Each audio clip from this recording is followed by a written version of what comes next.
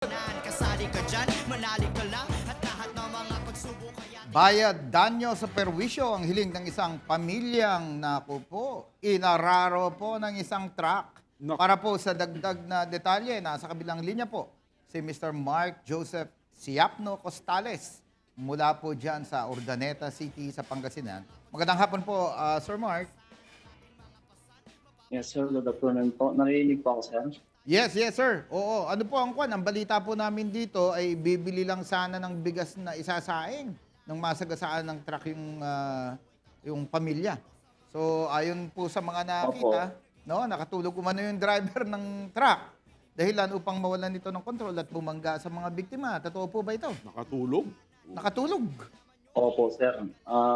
Base po sa kuha po ng CCTV, sir, at sa mga nakakita po, sir, galing po kami ng bayan na para bumili po ng bigas po na sasayin po namin.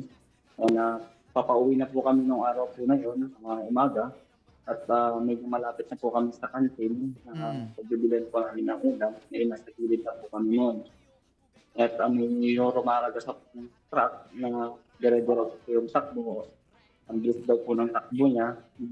Bigla po kami binangga sa gilid kasi may nakarinto po sa kabilang line at nakatulog po siya. Iniwasan niya po yung truck na yun at pinili po ng hinabol sa kanan yung manipula po niya para makaligtas po siya. Ang problema po dito, hindi niya po kami nakita kasi po yung isang mata niya bulag po. Ay, aray ko. Isang mata bulag. Isang mata bulag. Teka muna, paano nyo Ay, na ano? sos. Yes po, sir. Oo. Ba't nyo nasabing bulag, sir? Base po sa investigation po ng mga pulis, sinabi din po ng driver na hindi po makakita ang isang mata niya. Ang problema po dito, sir, hindi na po kami yung unang nabangga po niya. May una po pong nabangga bago po kami. May una pa. Dapat hindi talaga Biruin mo yan, Paano truck, lumusot yun, ano? truck ang kanyang dinadrive at hindi makakita ang kanyang isang mata. Oo. Sir Mark, ano po yung sinasakyan ninyo at ilan kayong nasaktan at ano yung mga tinamo ninyong injuries? Juan po, ang kasko po, yung anak ko po motor. nasaktan, tapos yung Motor, ako, siklo. motor po, tapos ako, tapos yung 25 kilos na bigas nasa likod ko, tapos yung panghuli May karga silang bigas. Oo. Halos kumbaga, apat na sila eh. Opo. Asawa niya, anak niya, tsaka yung isang Bigas. sakong bigas. Oo. Parang apat silang sakay ng motor. Opo. Aroy. Paano ba ito? Sa lubong ba kayo sa kalsada? Sa lubong o tinumbo kayo sa tagiliran nyo? Hindi po, sa tagiliran na po kami dinanapan. Sideswipe. Kumbaga, biglaan na po yung pagkabangga po sa amin, kaya ang tama po namin na mag-asawa, putol, itong isang braso po, sir, durog po siya. So, yung misis ko naman po, putol naman po yung taas po ng kamay niya sa kaliwa. Yung Tapos bata. Yung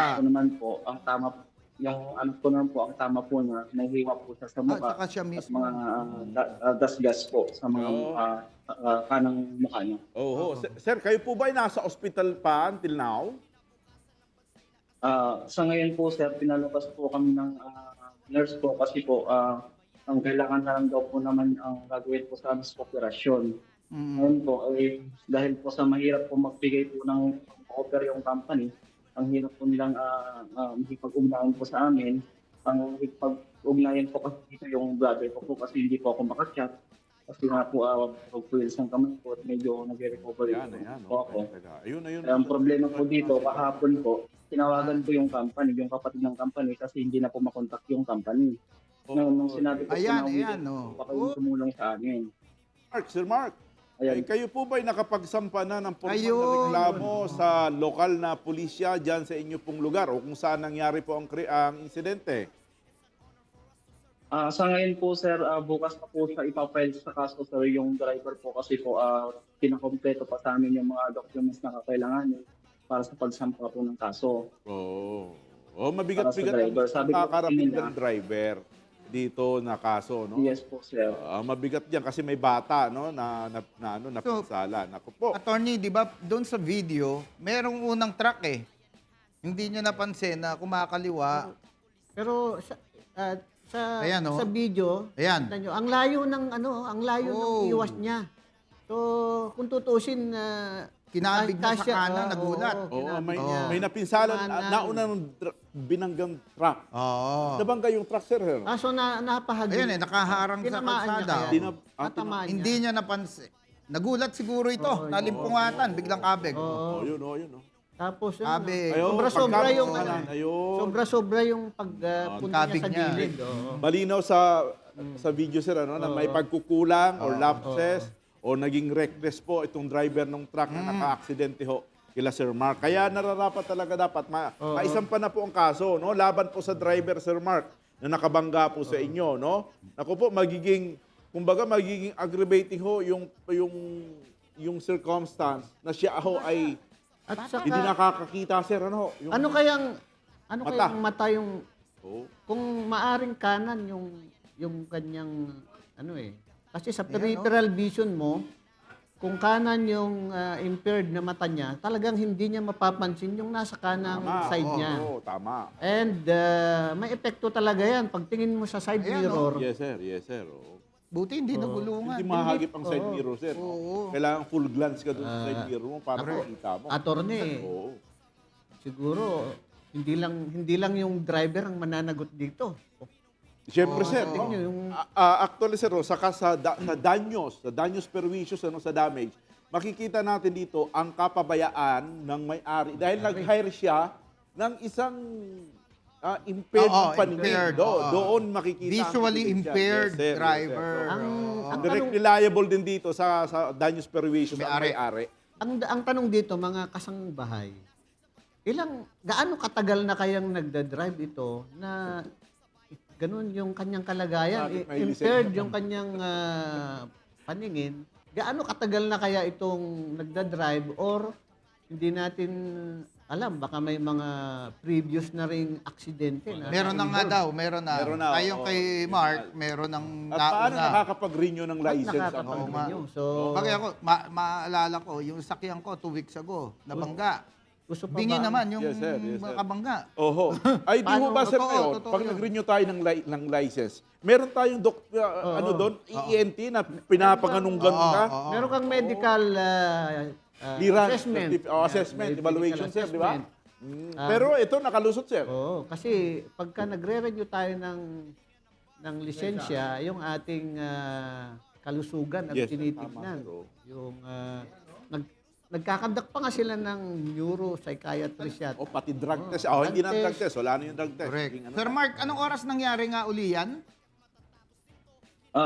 Pagkakalam ko po, sir, nasa 8 na PM po ako ng umaga. Alas 8 Umaga, ng gabi. umaga. po. Umaga. Umaga. Ang Umaga umaga yun, po. no? Maliwanag pa. Liwanag na, oo. Ayan o, Ay, maliwanag. baka nga, Yes, ano. maliwanag. Oo, baka Umaga. nga nakatulog pa dahil maaga, galing sa biyahe. No. Matagal Ano na yun? biyahe. Parang delivery. Galing po sila ng delivery Bulacan. truck. Kaya Galing close ng bunch Bulacan. eh. Ang mabigat, naipikit Galing po yung sila ng Bulacan po. naipikit yung mata niya na Oo, hindi bulag. naidlip. Hindi- Naidlip, hindi niya pagka gising, nabulaga na siya. Bawal Wala nga maidlip. Bawal maidlip yan. Isa na nga lang ang Isa na mata nga niyo lang. ayos, naidlip pa. No? Yun ang problema dyan. Ay, kumusta na ho ang yung, ang asawa niyo at anak po ninyo, Sir Mark, ngayon? Sa ngayon, sir, nandito po kami, sir, na kailangan pong operahan sa Oo. lalong madaling panahon, sir. Dahil sabi Wow. ng doktor, kapag hindi daw po kami na-operahan, may hirapan po oo. sila. May picture tayo dito nung anak nyo Batang-bata pa pala, pero hindi namin ipapakita yung bata. Pero nakakaawa ang itsura. Opo, Bawal sir. ipakita. Oo. Opo, sir. Oh, sige. Kawawa naman. Ano pong Awa po sa anak ano ko. pong pwede naming maitulong sa inyo, sir? Paano po namin kayo matutulungan? Sir, dapat po yung company po is, kasi hindi po sila napapadala ng respirator, tapos bibigyan lang kung ano po yung kalagayan namin. Hanggang tawag po sila.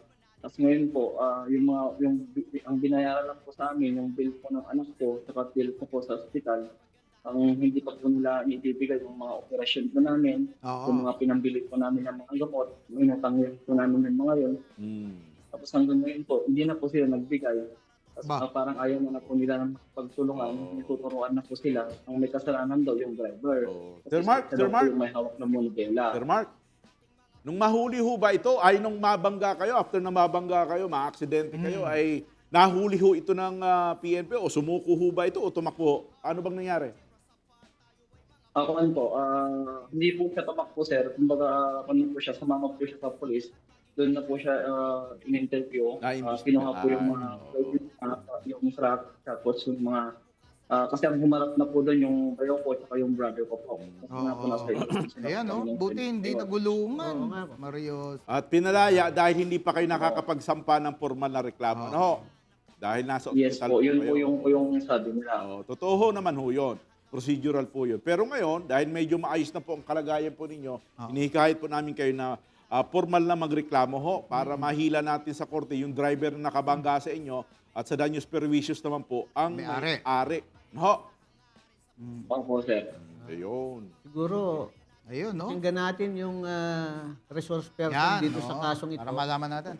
Si Police Senior Master Sergeant Rodolfo Sumio, ang investigator ng Urdaneta City Police Station. Pangasinan, PPO. Police Senior Master Sergeant Rodolfo Humio, pwede naming marinig ang ang status ng kasong ito, kung saan meron tayong vehicular accident na kagaya nung idinulog ni Sir Mark Joseph Siapno. Hello sir, good afternoon. Good afternoon, Master Sergeant Sumyo. Ano na ang status ng kasong ito?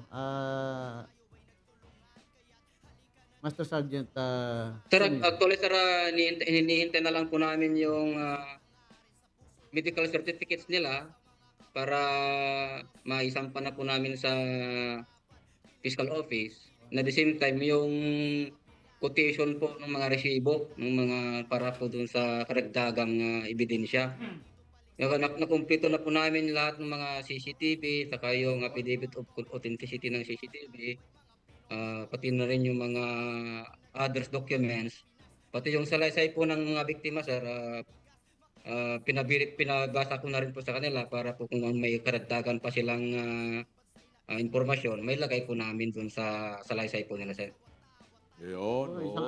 Malamang sir, baka may file po namin bukas sir kung may bigay po nila yung medical certificate. Very good. Very Ako good. po kalangatan yung medical certificate nila yung Sandy sir. Okay. Yes, sir. Kuha lang po. Ano bang nagmamayari ng truck na ito? Corporation ba o kumpanya ba o individual lang? Private, maaring private Isang business. corporation sir, Great Sierra Development Corporation sir na naka-address po sa Lot 2, Block 1, Grand Industrial Estate Subdivision, Parolan, Plaridel, Bulacan sir. Sa Ano yan, Bulacan. Okay. ano yan Master Sergeant Sumyo, delivery truck ng mga produkto nung kumpanya na yon? Nagmamanufacture ba siya ng mga produkto or delivery ng mga grocery or commercial items? Ano yung business niya? Delivery po ng commercial items sir. Delivery ng commercial items. So, ang isang concern dito, Master Sergeant Sumyo, after nitong aksidente na to, kung hindi mapipigilan na mag-drive ulit yon ay hindi naman sa ating hinihiling, maaaring makadisgrasya ulit. So, siguro, kailangang mai-report na ito sa